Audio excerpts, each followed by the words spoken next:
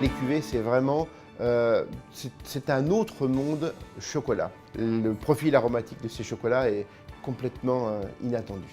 C'est du bon cacao parce qu'avant, il y a vraiment une vraie histoire de co-construction avec de l'humain qui produit la fève de cacao, ce petit joyau. Ces origines sont des nouvelles origines pour nous.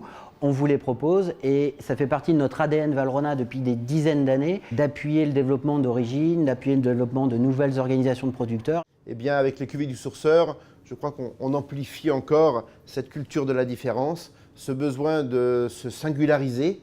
Je crois que l'artisan a vraiment matière à se créer ses propres signes distinctifs et j'espère que les cuvées du sourceur, ça va les aider à pouvoir assouvir leurs envies créatives et eux aussi se singulariser toujours plus. C'est vraiment une matière à expression, c'est bien plus que du chocolat noir parce qu'il a vraiment une vraie typicité. La réalité de la production, c'est vraiment oui, voilà, quelque chose de familial à petite échelle. On fait très attention effectivement à la façon dont les producteurs gèrent leur plantation. Il faut s'entendre et il faut partager des valeurs, une philosophie. Quand on parle aux producteurs du cacao, qu'est-ce qu'il faut pour produire un bon cacao, on a parfois des remarques comme « sans amour, le cacao ne pousse pas ».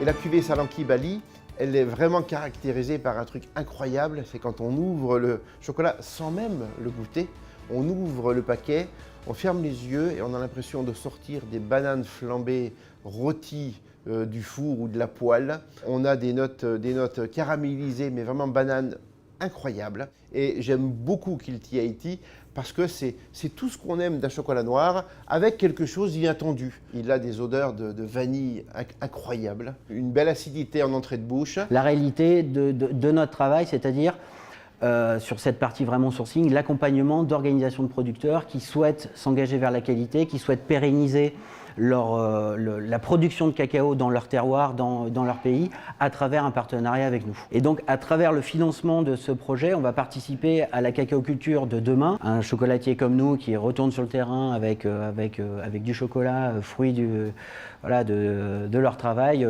c'est pas courant. Donc ça fait partie aussi des plus de notre vision de la relation, du partenariat, du long terme et de la transparence.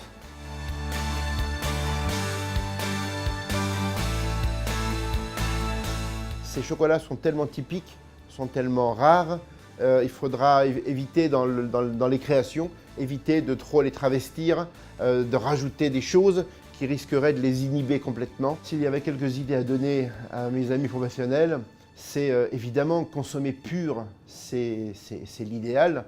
En faire des tablettes, en faire des mendiants, en faire du produit de dégustation. Donc je crois qu'en termes d'application, c'est vraiment rester très simple dans les recettes. C'est là où on va préserver la vraie authenticité. Et ces couvertures, même dans des ganaches, on prendra le soin de ne pas trop ajouter de beurre pour là encore ne pas créer que de la gourmandise, mais créer aussi des choses de caractère.